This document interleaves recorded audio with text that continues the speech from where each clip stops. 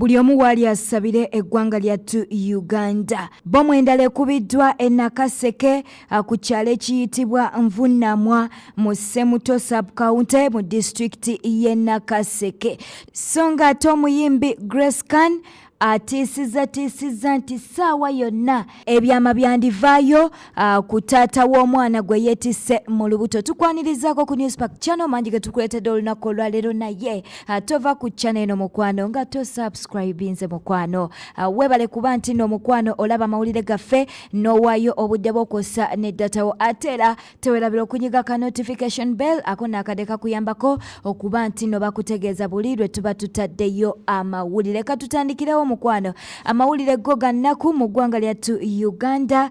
Bbomu zifuuse ebbomu kati nno ajjukira nti mu bitundu eby'e Nakaseke era bbomu yakubibwako era abaana abawerera ddala 2 ne babanga bava mu bulamu bw'ensi eno. Kakati n'olunaku olwaleero okusinziira ku mubaka w'e Nakaseke twogera ku Lutamaguzi Semakula Apike avuddeyo n'ategeeza nti Bbomu Endala esangiddwa mu kitundu ekya Nvunamwa mu Semuto sub-county nga kinono kisangibwa mu Nakaseke district. Bwe bityo nno mukwano webiri, naye nga we tureportingidde amawulire gano tubadde tetunnafunayo bantu bakoseddwa olwa bbomu eno. N'olwekyo weekumire ku Newspack channel tujja kubanga tukutegeeza oba waliwo abakoseddwa oba waliwo abafudde.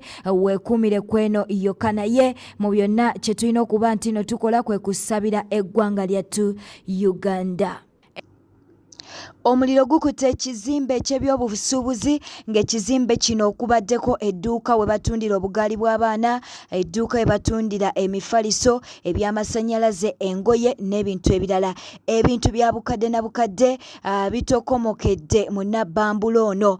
Bino bibadde ku kyalo kikulu mu Kikaaya C Kawempe Division. Bwe bityo mukwano webiri katubeere nga tukulaga engeri ebintu by'abantu gye bisaanyiziddwawo.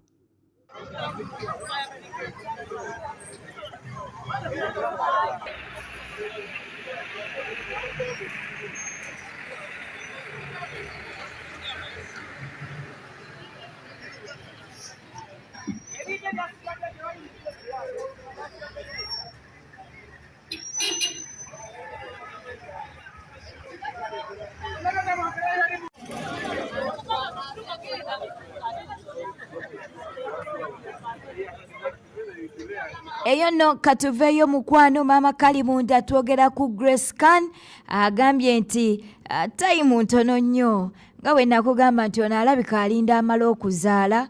Okitegeera agambye tayimu ntono nnyo bw'anaamala okukakubawo ng'ayogera taata w'omwana. N'olwekyo bw'obanga oli eyo nga weegaana taata w'omwana, ate twatandise dde okufuna ebikwata ku taata w'omwana. Yavaayo n'agamba taata w'omwana musiraamu.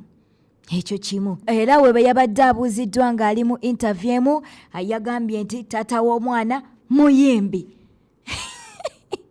Kakati awo tutandise okusemberera okutegeera taata w'omwana. Okitegedde mukwano. Naye nga yagambye nti okwegaana kwe kujja kubaawo era bakyagaana omwana, naye amuwaddemu akabanga katono okuba nti nno mukwano ajja kuvaayo abeere nga atutegeeza ani taata w'omwana.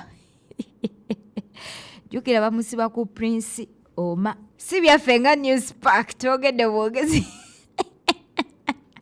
Kati tugenda kola kunoonyereza ddala Prince Oma kubanga ekituufu ye muyimbi. Kati twagala tunoonyereze musiraamu. Anga sifa kuba judgment abagenda okunjajinga oba ogamba nti oba Grace akoze bwati. But I know these people will be like, ne Bambi mama akasirika. Wakitegere? Bambi wasirika Grace. Yes. Era ne wano okwogera nino kyendi okwogera. I'm just proud. I'm proud of my baby. I'm proud I'm like this. You get? I'm a mother. Chosen Becky is a mother. But Irene Namato, mommy, but role model, they are mothers. Yes, it doesn't have any problem, and it even doesn't matter what you're going through. Obani, obachi, oboli apo gambe bichi. YEJJUSA okuzala mwono musajja atabadde mu mbeera eno. Ndi mukkiriza era Katonda yakola buli kimu. That is why Mukama bwe yamala okikola bw'atyo still ate n'atuleetera omuntu eyatusanyusa ennyo nno n'atusanyusa nnyo okitegeera ate mu mbeera eno ate mwana atuno n'abeerawo ate munini n'abeera proud of me. So I think ekyo kyo omwana tebamwejjusa buli ngeri gy'ajjiddemu naye nga nandibadde si kwejjusa mwana kwejjusa muntu oli gwe wamiitinga omwana ye blessing naye oli nti maybe anyway kyabeerawo naye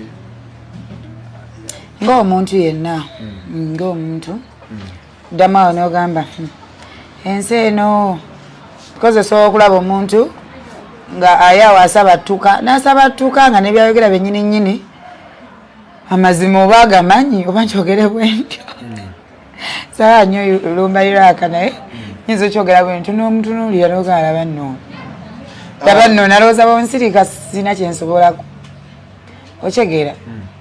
Of course oba olina bingi byosobola okukola because by the way we know our rights.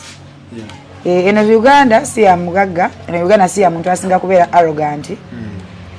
Naye ate era amazima gagenda vayo mu bbanga eritali lyawala. Mukama mpa obulamu. Yes. And professionally. Ekintu nakikyusaamu.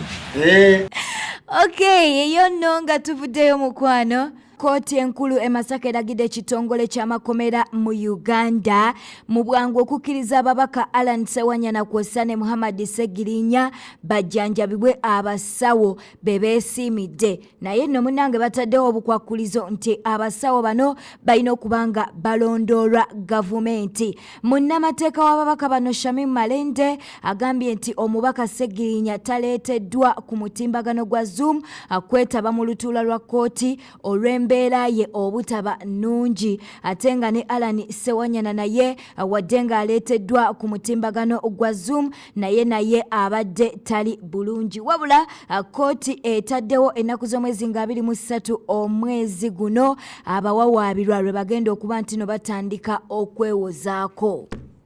Bwetyo bwe tutambudde mukwano naye kye tusaba tova ku mukutu guno nga tosoose ku subscribinga ku YouTube channel yaffe eno ate onyige ne ka notification bell akadako kaba kakutegeeza buli lwe tuba tutaddeyo amawulire. Wona wasinze okuba nti n'olaba amawulire gaffe tweyongera kuba nti no tukwebaza Mukama Katonda akutuweere ky'osinga okwagala. Beera bulungi weeraba weekumire kweno yokka ge tunaba tufunyewo tujja kubeera nga tugakuleetera naye tukuleetera ago agakakasidwa.